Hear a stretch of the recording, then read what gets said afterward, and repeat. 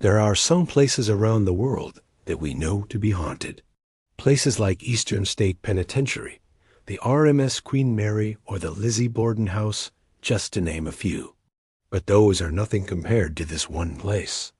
This is the most haunted place in America, and it's probably more active than any other paranormal hotspot you can think of.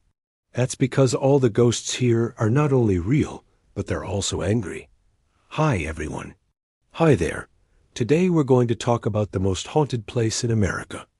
Now, before I tell you where, I need you to do me a favor and become subscribed. This channel is all about uncovering the strange, bizarre, and gruesome history of our world. And I would love it if you were along for the ride.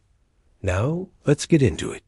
Most people pass by every day without even realizing it, but there is a town in America that is considered to be the most haunted place on Earth. And today, we're going to find out why. It all began in 1817, when John Bell moved his family to a remote area of Tennessee.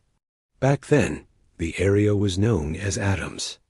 And if you want to visit this place today, you'll have to travel to the small town of Bells Bend, Kentucky.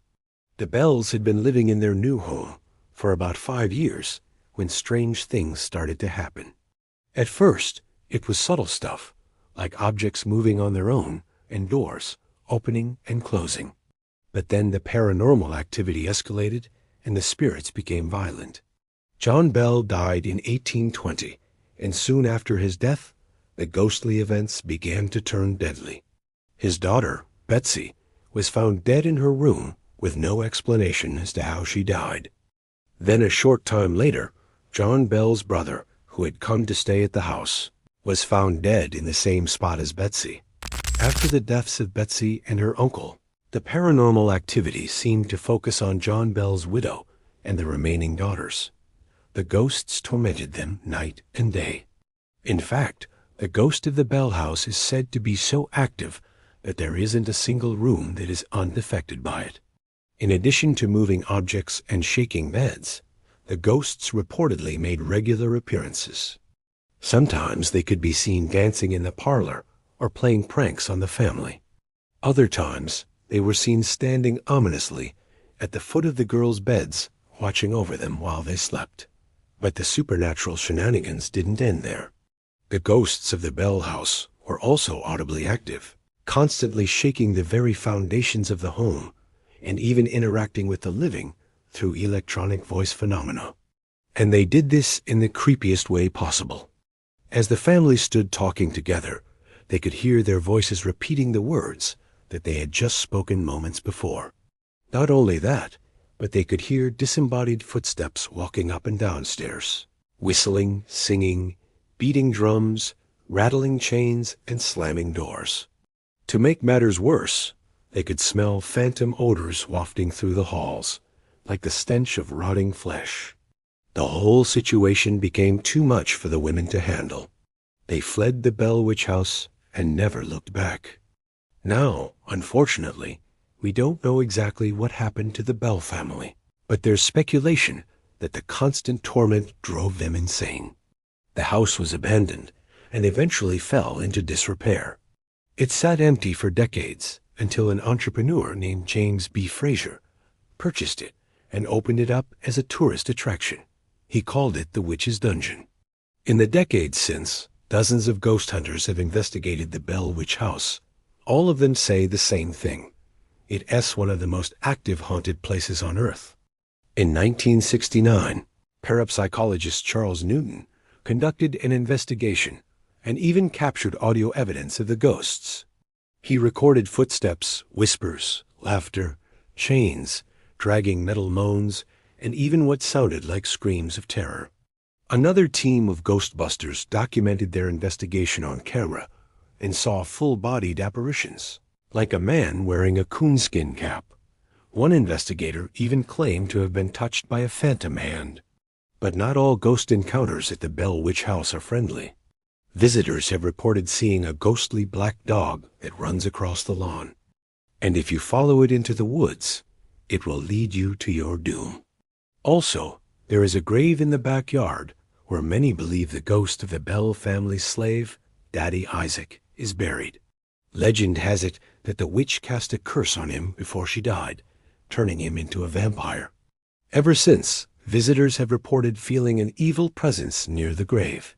Some even claim that they there heard Daddy Isaac scratching and clawing at his coffin as he tries to break free. There have been so many ghost sightings at the Bell Witch House that it's hard to keep track of them all. There's the ghost of a girl in a Victorian nightgown, the ghost of a little girl in a white dress and bonnet, a ghost cat that roams the halls, the ghost of a Civil War soldier who appears in the yard, and a host of others. So how is it that this house is so active? According to legend, the ghost of the Bell Witch itself is the reason. If you've ever heard of the Bell Witch, you might think that she's just a local legend like Bloody Mary or the Hookman. But this couldn't be further from the truth. The Bell Witch is a well-documented historical figure whose existence is supported by physical evidence. The legend of the Bell Witch goes back to the early days of Tennessee, when the Cherokee practiced their religion freely. But once European settlers began to move into the territory, the Cherokee were forced to relocate to reservations. During the move, some of the tribe's people were killed, and their bodies were mutilated. The spirit of one particular woman was said to be so powerful that it could not rest in peace. This woman became known as Kate Batts. When John Bell and his family moved onto the land where the Cherokees used to live, they unknowingly built their house right on top of Kate Batts' final resting place. It didn't take long for the vengeful spirit to start haunting them. Although the Bell family wasn't involved in the mistreatment of the Cherokee, Kate took her revenge anyway. She chose the Bells because they were simply in the wrong place at the wrong time. Years after John Bell and his family left the house, it continued to be plagued by paranormal activity. Ghostly apparitions were seen roaming the halls and whispering secrets to anyone who would listen. People reported hearing disembodied footsteps, voices, screams, whistles, singing, and even gunshots.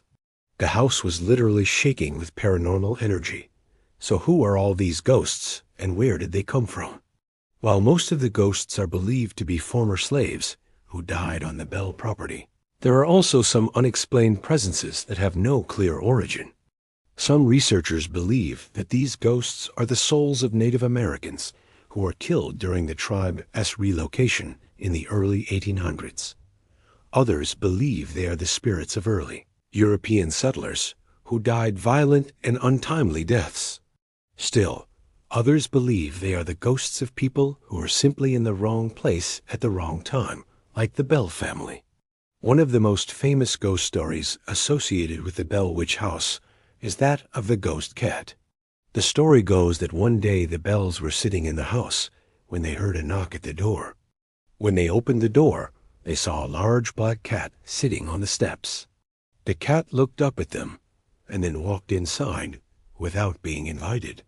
Once inside, the cat proceeded to walk through walls and other solid objects.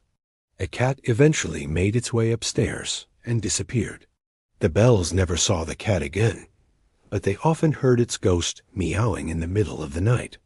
Another famous ghost story associated with the Bell Witch House is that of the ghost bride. The story goes that one day the Bells were sitting in the house when they heard a knock at the door. When they opened the door, they saw a beautiful young woman standing on the steps. The woman asked if she could come inside and use the telephone, but the Bells told her that they didn't have a phone.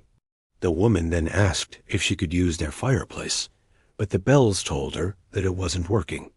The woman then started to cry, and the Bells invited her in to sit by the fire.